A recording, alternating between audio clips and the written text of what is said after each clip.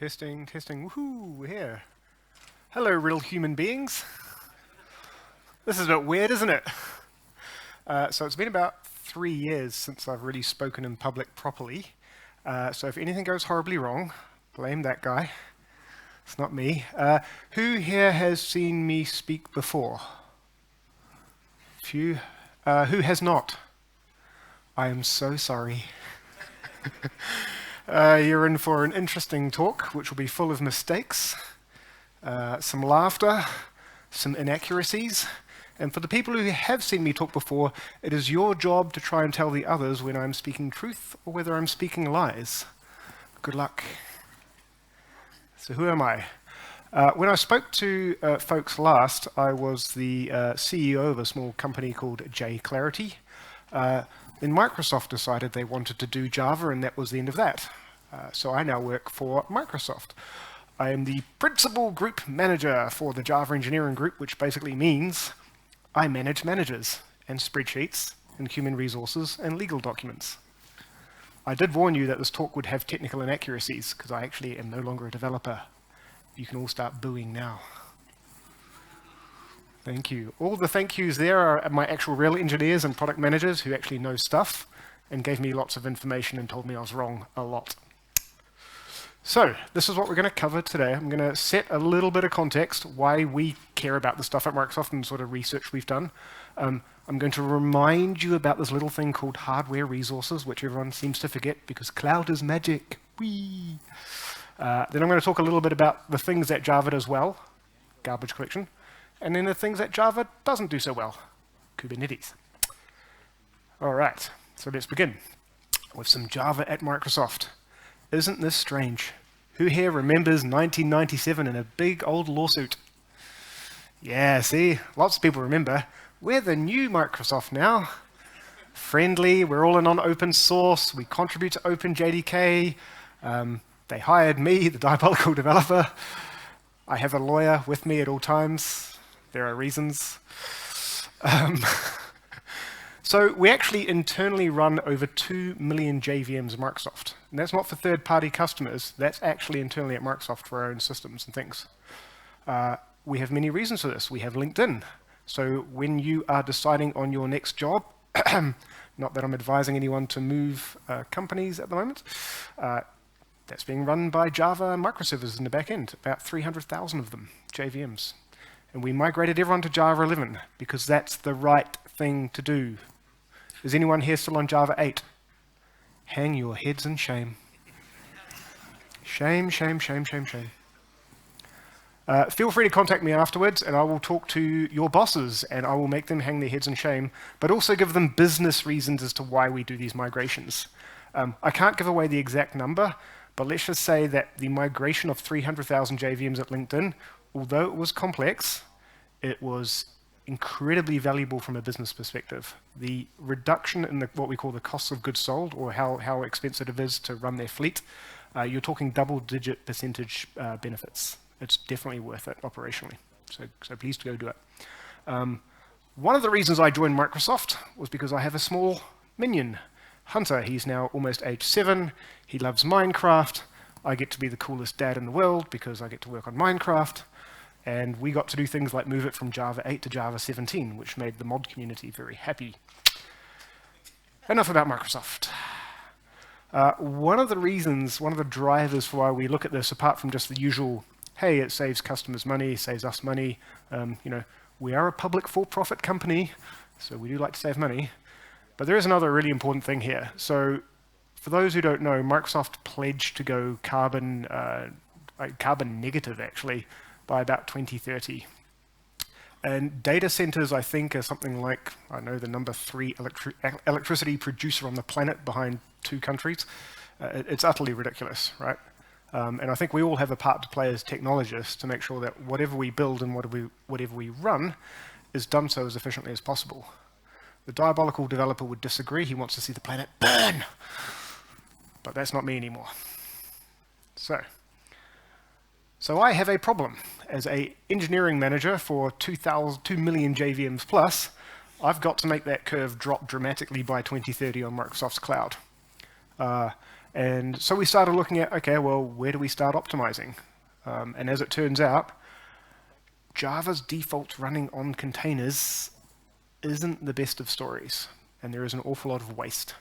So awful lot of electricity being used to make CPUs and memory run idle or run inefficiently, because the runtime doesn't always know what it's doing. We could argue that it's the people who are configuring the runtimes who don't know what they're doing, but that would be mean. We're not mean people at Microsoft.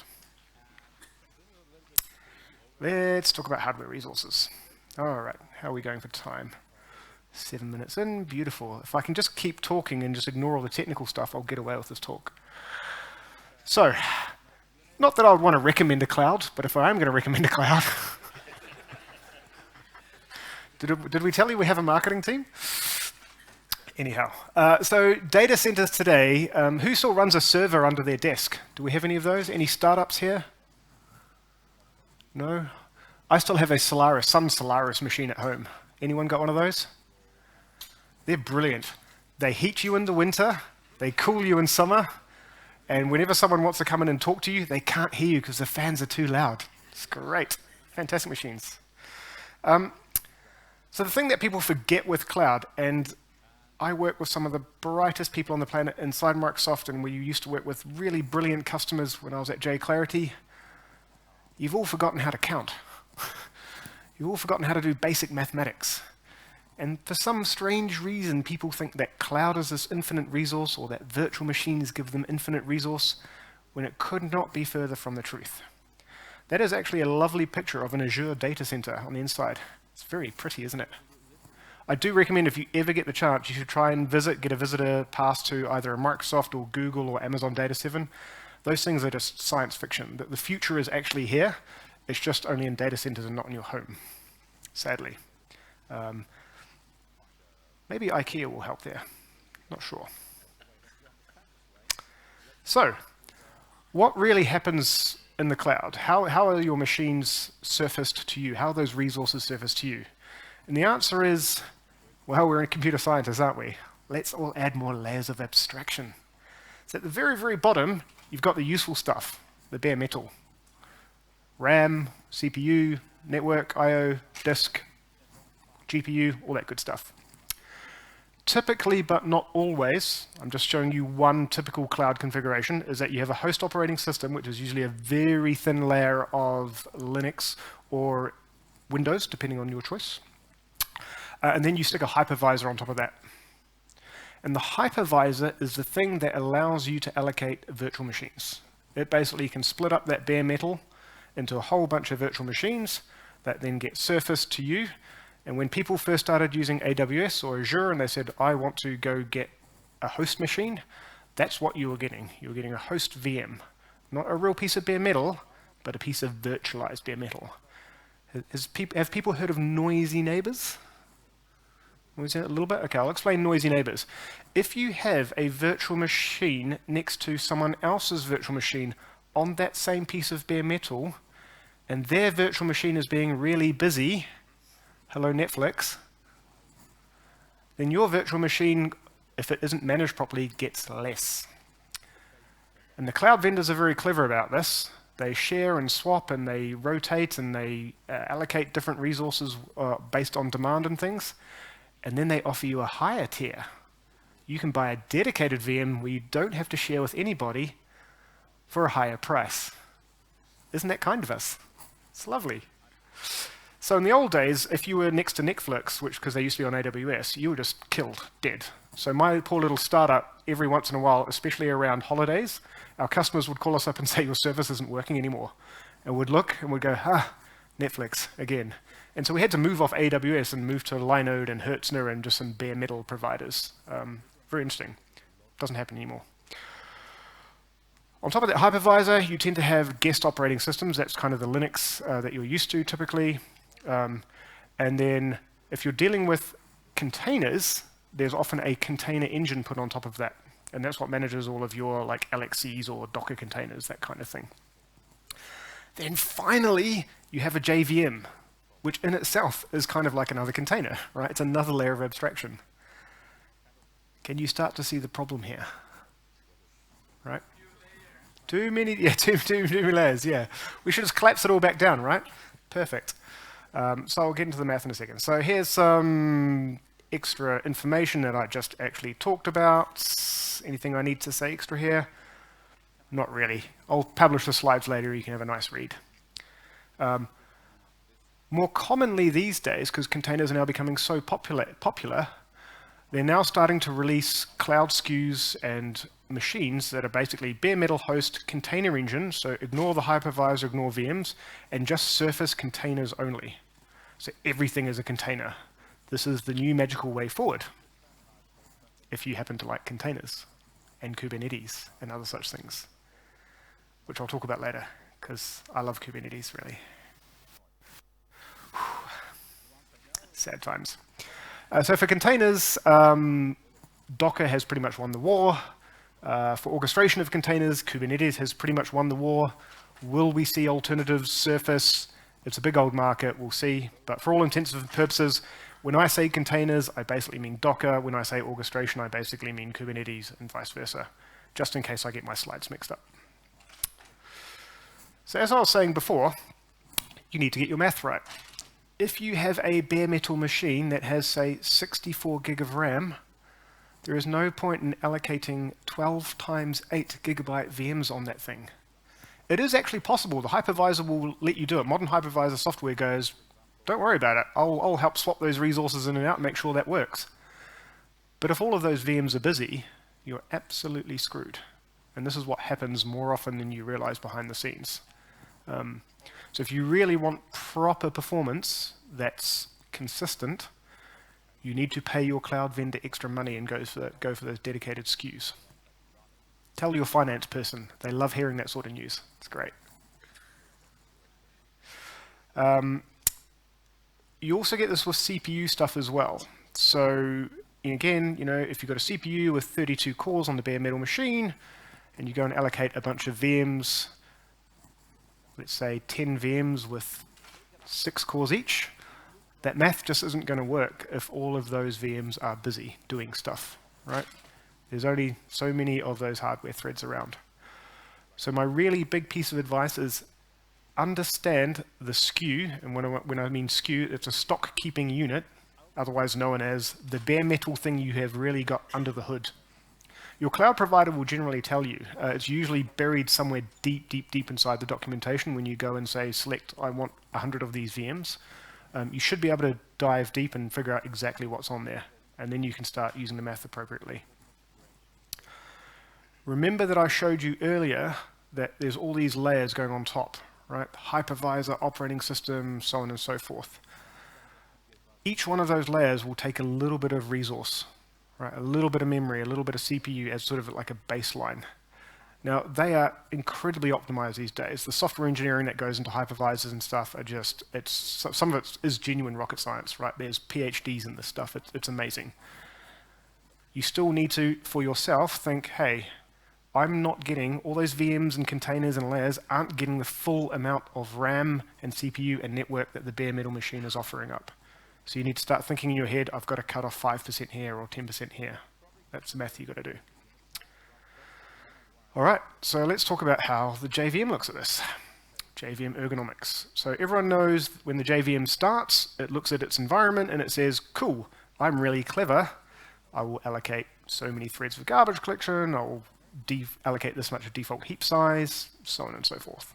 Yeah, everyone familiar with that? Or people weren't aware at all, which is okay, but also scary. Cool.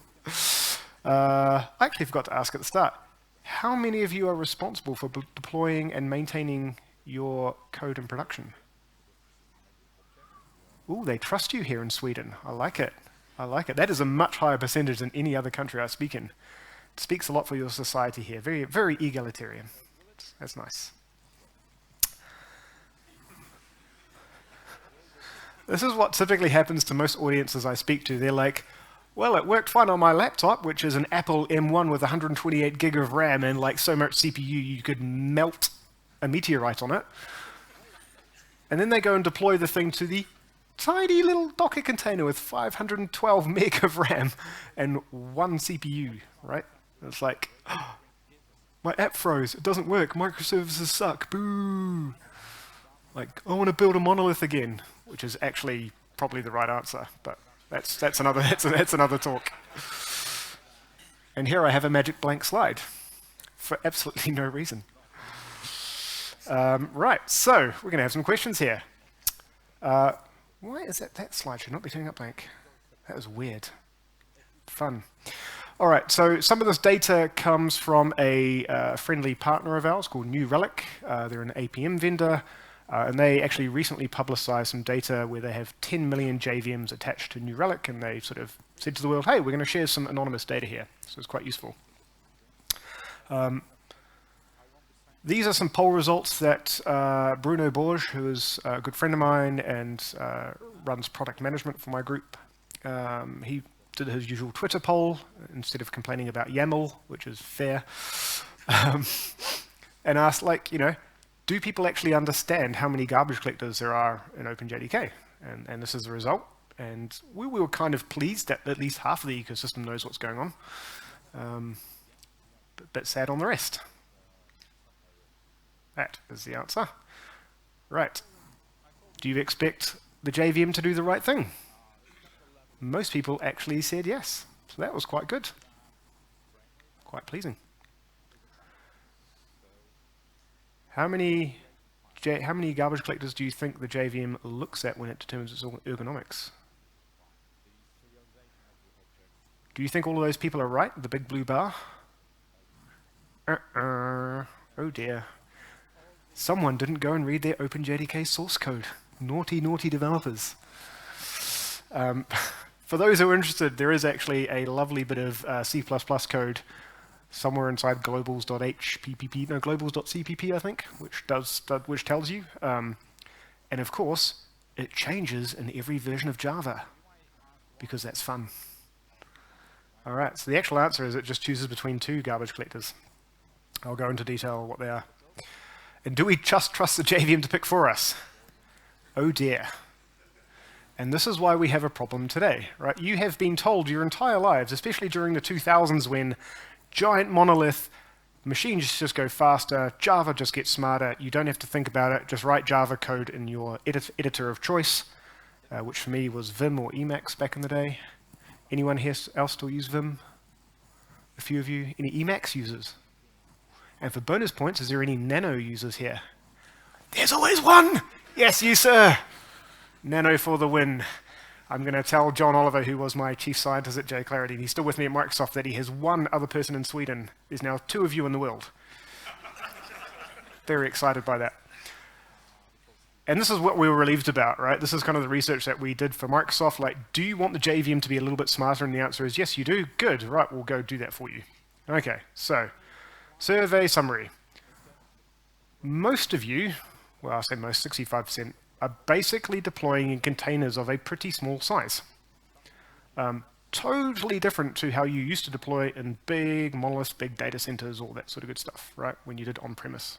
And so time and time again, we're seeing people incorrectly architect their Java applications for the smaller size, and also the JVM picking the wrong ergonomics, and people configuring it incorrectly, because they usually do copy and paste command line from the old application into the new application, right? Because it worked on-prem, so why wouldn't it just work in the cloud? Because the cloud is the same.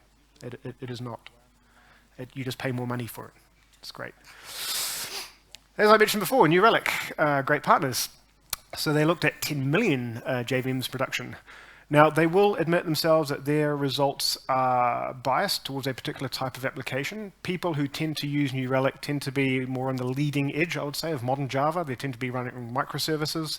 They tend to be doing greenfield deployments to cloud, that sort of thing. So we've got to take this with a little grain of salt.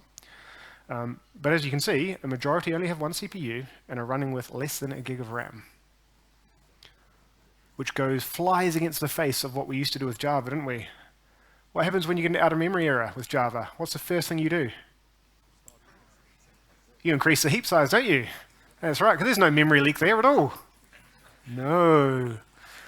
And then you go talk to your boss, say, we need a bigger box, we need a bigger machine. And then it takes you an entire year to provision a machine. And then that runs out of memory, because you do have a memory leak. We'll talk about that later. So you increase the heap size, typically a bad idea, but there is tooling to help you find out. Separate talk, but or come find me afterwards, I'll show you how to do that. But these days, the idea really is to try and scale out. And why do we want you to scale out? Well, one, because it's the right thing to do, and two, because it means you spend more money with us, so that's good. Happy days. Right. Let's have a look. So, when you don't specify anything on the command line, the JVM does fun ergonomics, right? This is what it goes and tries to do.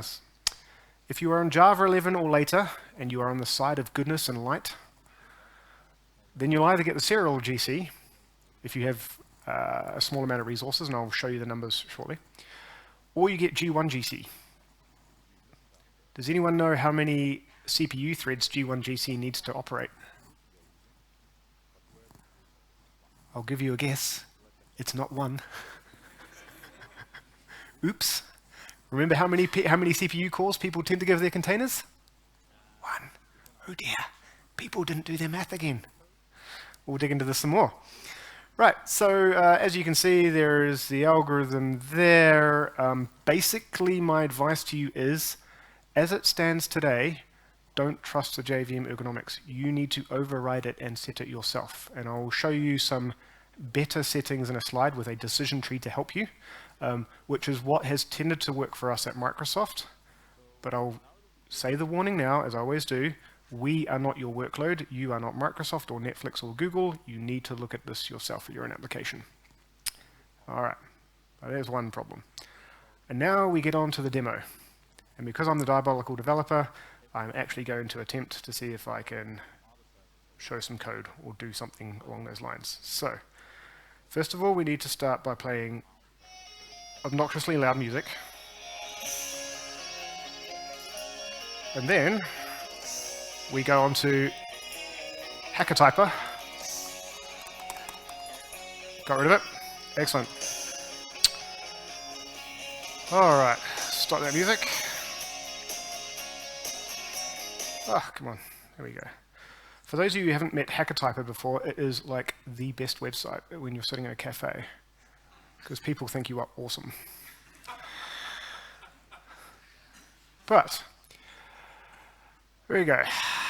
Let's have a look at this code. Let's see if I can still remember how to do this. So we're using Java 11 plus because we're on the side of right, which means we don't need to declare our type, so we can say var.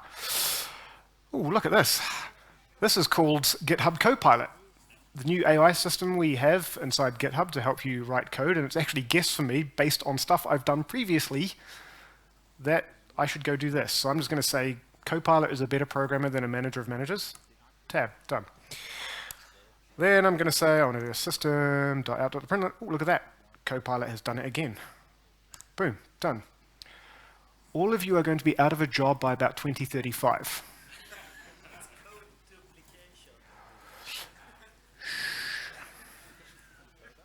Let the robots have their day.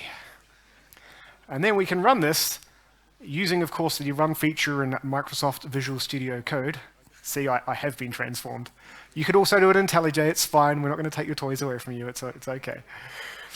So we run this, and hopefully it actually runs. You notice there I'm using the Microsoft build of OpenJDK, Java 17. Yes, we have our own build of OpenJDK, which you can use on Azure, and you're supported commercially for absolutely free.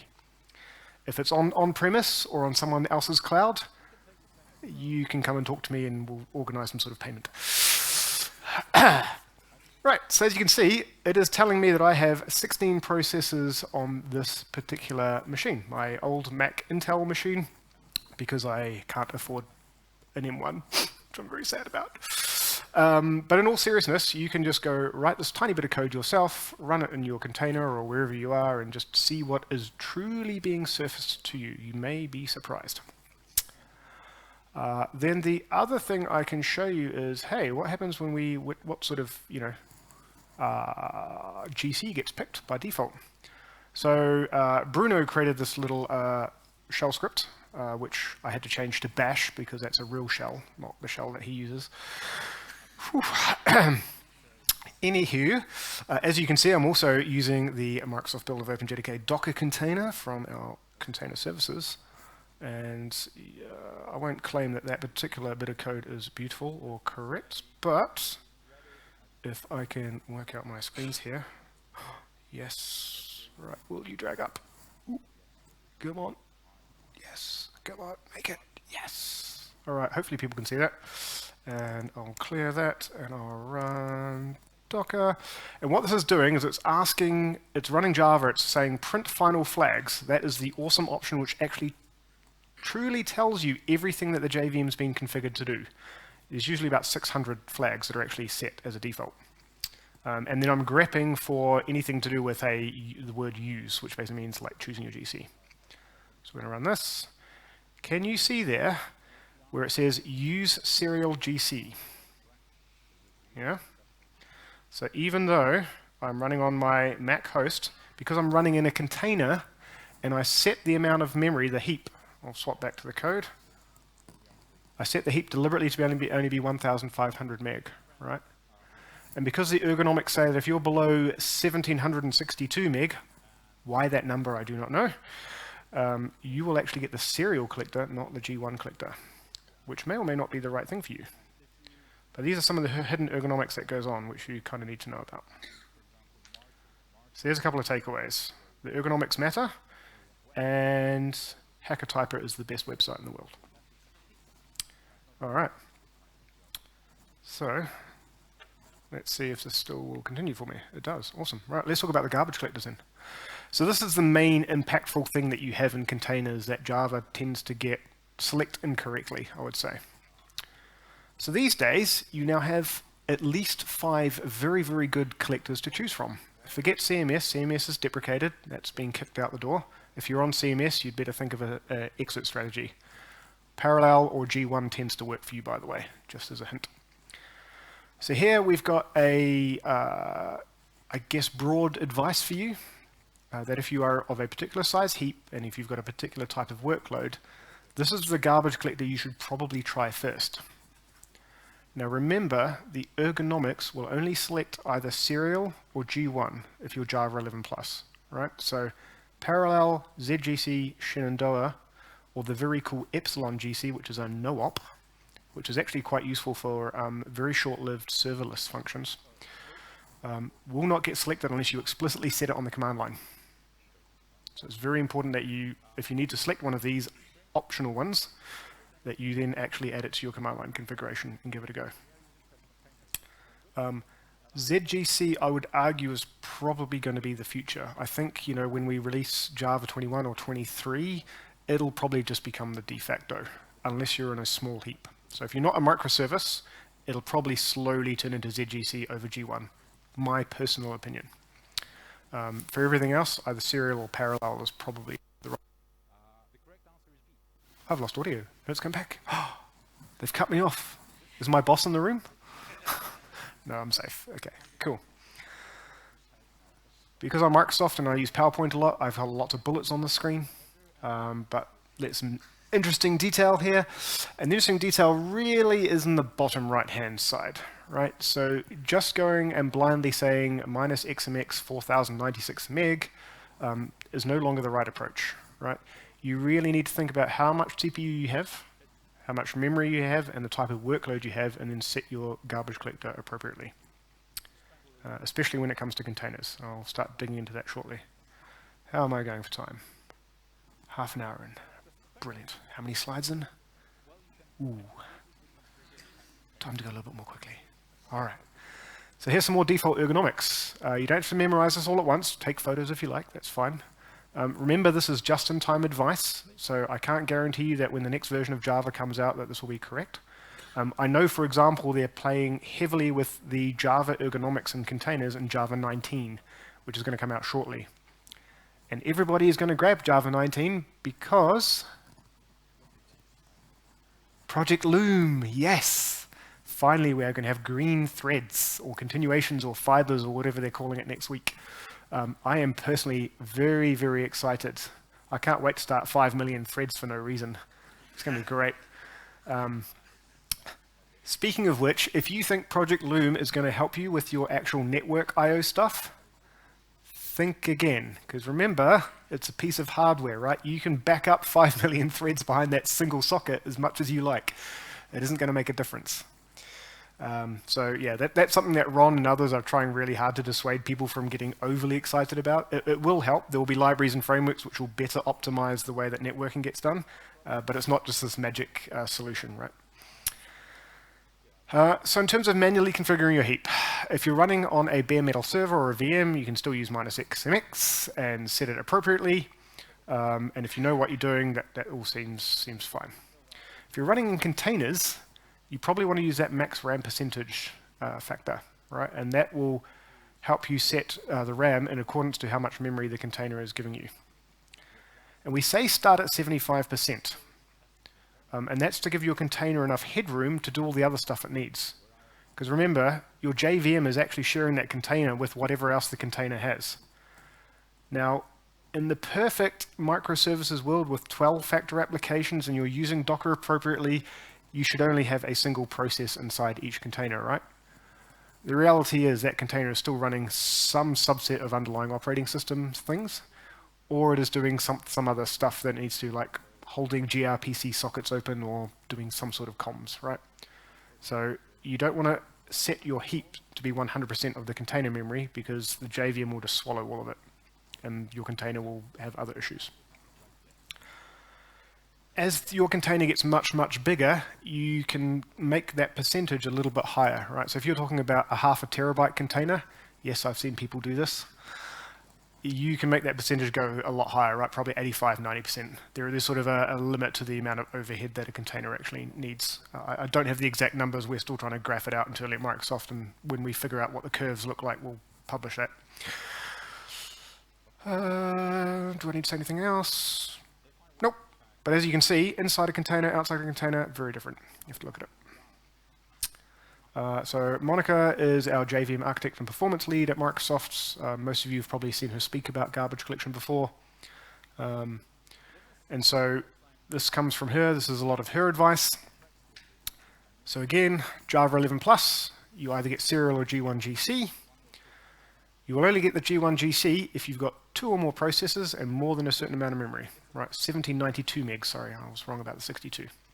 Okay, otherwise you get serial by default. So do think about that. It does make you wonder about the default being G1GC in general, right? If increasingly all Java workloads are going to move to containers, G1GC will decreasingly become the sensible thing to choose as a default.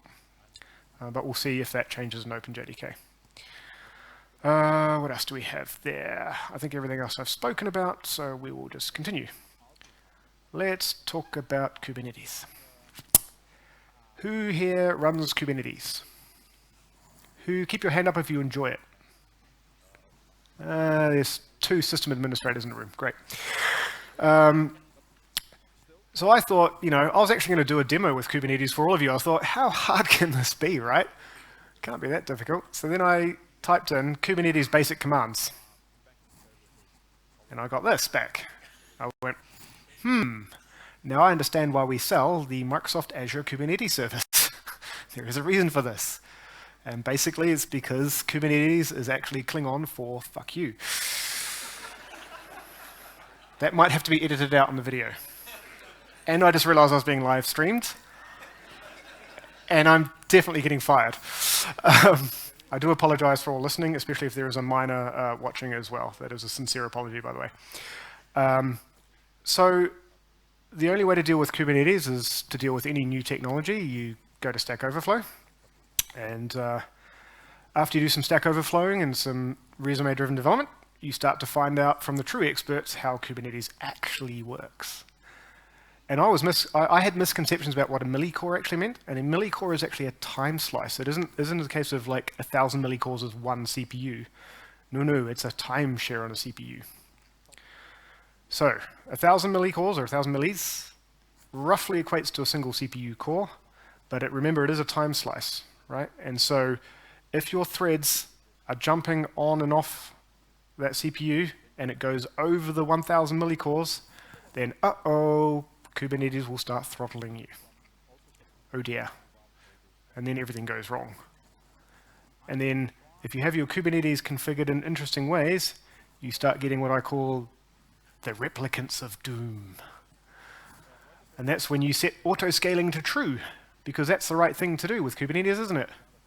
And then you see your bill go up like this. Because every container that starts, every Kubernetes pod that starts, and if you haven't changed your application accordingly, it just keeps spinning up more of them because each individual node keeps getting throttled, right? So again, you have to be very, very careful, especially with Java applications. So, as you know, Java apps are multi-threaded, and not just because of the internals of the JVM, but usually because of stuff it's talking to as well. And so we've got to be careful about this. So let's say we have a CPU limit of 1,000 millicores, got a whole bunch of HTTP requests coming in. Don't forget we have this thing called the garbage collector, which is also taking up time behind the scenes. Requests come flying in, go flying back. This is why I love having product managers in my team, because they can build slides like this. They're just awesome. I didn't even know that was going to happen. It's great. So each request takes 200 milliseconds. I told you it was the first time I gave this talk. And so we only have so much time left, 200 milliseconds of time left available, according to Kubernetes, right? So we've had 4 requests, 4 times 200 is 800. We have 200 left. What happens? Garbage collection time, because we like to be clean in the JVM.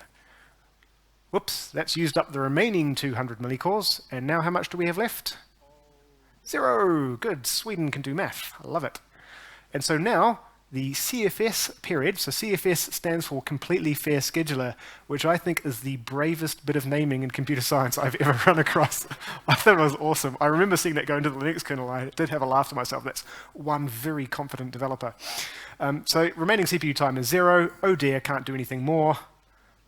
Those HTTP requests will get bounced back by the load balancer, and you will have to wait. So, make sure you're very, very careful about your millicore allocation with Kubernetes. So, one of the challenges is that the JVM says, if I've got 1,000 millicores or less, the only way I can translate that, because I don't really know how to do time slicing properly myself, is I'm going to call that one core. So I've got one available processor. Remember when we went back to G1, GC, who needs at least 2, let alone all the other Java threads? This is problematic. However, you can override that, thankfully. -XX, which basically means do something really, really safe as a configuration. All the -XX flags are really safe. No, and seriously, there are. There is one called -XX unlock experimental options. That is the one which is not safe. It is very well named. So you use that. And here is the decision tree you can follow. So I'll let you just admire that for a little while, take photos and things. Bruno spent at least 3 weeks of research, and then our engineers and Bruno all yelled at each other lots because, as you know, nothing is ever perfect. This is not set in stone. It depends on your application, all that good stuff, right? But there is some generic advice you can take away here. How am I going for time? 13 minutes left. Yes, it's going well. So as you can tell, depending on how you set your CPU limits and how much memory you have, you should go and choose a particular garbage collector. Right? That's basically the advice we're giving. And you can also, as I mentioned previously, setting that max RAM percentage to 75% or slowly increasing as your container size gets bigger is a good place to start. We're not saying it's the final place you should end up at, but it's a good place to start. Okay, so now you can look very wise in front of your SREs and system and admin people. And hopefully they still execute the Kubernetes commands, because that's just horrible. And it's too much YAML. This is us really starting to talk about, like, how many containers and things should you try and shove on a single pod, node, or VM, right? What's actually better to do? Is it better to scale up, or is it better to scale out? There's actually a better graph than this, which is this one here. So this is us using AKS, and we're dropping here 4 or 3 JVMs and a controller on each of our VMs. So it's reasonably tightly packed. We've got 24 virtual CPUs, and the estimated cost is there. Very good value. I have no idea how many kronas that is. 2 kronas. There you go. That's how good the exchange rate is today. World economy has gone mad. So this is one particular layout you could have, right? Like, you basically have a short in terms of how many JVMs you're stacking on each VM, but it's wide, right? You're doing a bit of a scale out, and that's the cost you get. Now, notice on the top right-hand column there, the garbage collector that gets picked by default would be serial in this particular case, right? And so you get a whole bunch of trade-offs here if you decide to deploy your architecture in this particular way. Alternatively, you can go tall but narrow, right? You can go shunt a whole bunch of JVMs in containers on a very giant VM. Could that actually be more cost-effective or more efficient? The answer is, it depends. I should be a consultant. You charge more money that way. I was talking to my good colleague here in the front row who used to be a consultant as well. It's exactly the sort of thing we do. It depends. I'll have to charge you some more hourly rate for you to find out. So in this particular case, you're going to get a different garbage collector that gets recommended. It's G1GC in this case. You've got some CPUs on standby. There's some RAM on standby. The cost is about the same. So you really have to start thinking about your architectures of how much you start stacking up each time. And these aren't easy decisions, right? They're not easy answers.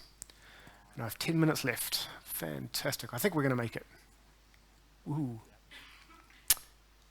So you want to have a look at your topology, what we call topologies, and try and figure out whether you need small JVMs with lots of span out, or whether you need large JVMs with lots of span up, like your old traditional on-premise monolithic style applications. And there's no one size fits all. It just depends on the type of app you have. And at Microsoft, for example, we have both, because my team likes to have lots of hard work to do. So we have customers that run anything from heaps that are only 64 meg in size, because they're running the tiniest of microservices. And yes, you can actually do that with Java 11 Plus if you use JLink and JPackage. People familiar with those tools? If you're not, do yourself a massive favor. I should have actually put a slide on this. So with Java 11 Plus, especially 17 Plus, you have inbuilt two tools, JLink and JPackage. Might be Java package. I always forget. They keep renaming it. If you use those two tools in combination, you can pack down the bits of the JVM you need for your application or your microservice down to only the modules in the runtime that are actually needed for your app. Goodbye AWT, SWT, goodbye applet, goodbye swing, goodbye sound libraries, all that cruft you don't actually need to run your tiny microservice. And you'll end up deploying that as something like a 30 to 40 megabyte piece on the disk as well. So when you think about deploying your applications across, say, 10,000 nodes, you're saving a ton of network cost as well. And remember that whole green planet thing? That's good. So just another hint, something else to look into. All right. So here are some steps you should take to optimize your runtime for workloads. All right. You really have to understand your tech stack. So all the way at the start of this talk, when I talked about how does the hardware actually stack up in the cloud, you should really go find out. Or go talk to your SREs or your DevOps people or whoever's in charge of that stuff. And you really do have to understand it yourself. The JVM is too big, it's too abstract away from the hardware. If you don't understand it, you're going to deploy it inefficiently. Okay, really important. At least understand the basics of the Java garbage collectors. We're not expecting you all to become experts because you need a PhD in computer science to go understand the underlying algorithms because it's fun. But yeah, at least understand like the characteristics, and you can use some of the advice and tables we've posted here. We recently open sourced something called Microsoft GC Toolkit. So for the few of you in the room who may have been a former JClarity customer, we had a tool called Sensum, which could take a garbage collection log and show you lots of pretty graphs telling you how much your memory sucked. All right. We've open sourced the back end of that, so all of the parsing logic and the modeling is actually open source in GitHub. So just search for GC Toolkit in GitHub and you'll find it. And you can start doing that analysis on your own. So that'll help. All right, what do we got here? Ooh, I'm actually almost at the end, which means I'm ahead. Great. Then in terms of Kubernetes, you want to really have a careful look at, do you need to scale out or actually scale up? Because people just assume in cloud you should scale out all the time, which is not always the case. You are still allowed to scale up. And if you remember back to the slides, at least on Azure, I can't speak to our competitor clouds, it'll actually cost you the same. Right? If you pick the right SKU, the cost is actually the same. We literally did the math. We calculated it ourselves, and I had to pay the bill because it's my budget, And my boss was asking me why we're running these experiments and costing him money. It was all worth it. You need to explicitly set your garbage collector and explicitly set how many active processes you've got, right? So especially if you're going to be using G1 GC, you need to tell your container or your Kubernetes that you have at least 2 active processes, otherwise you're going to have a really bad time. Try to analyze the actual performance data coming out. There are free tools, right? Java itself comes with Java Flight Recorder. It's even been backported all the way to Java 8. And there is a free front-end tool called Java Mission Control that you can use to attach to it and get all the goodness out. If you come to our clouds, we have all the goodness of the JClarity tooling built into the Microsoft's APM solution. Other clouds have their own stuff as well. All right? And you've got Datadog, AppDynamics, New Relic, you name it. They all start telling you useful things. All right. If you want to learn more in depth, there is an entire chapter in the Well-Grounded Java Developer 2nd edition coming out. So colleagues of mine, Ben Evans and Jason Clark from New Relic. Ben Evans is at Red Hat now. So they wrote the 2nd edition.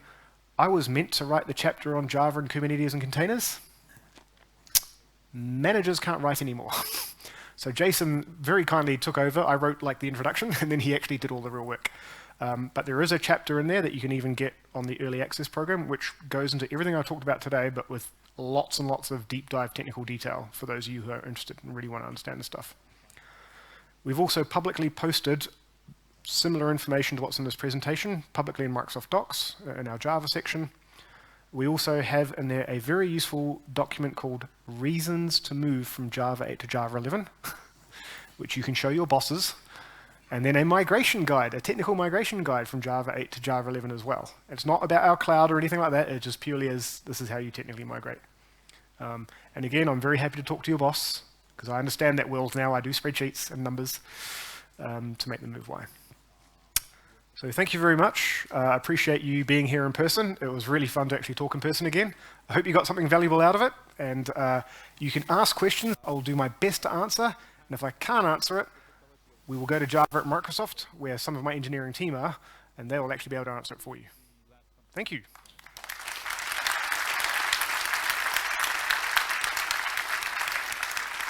All right.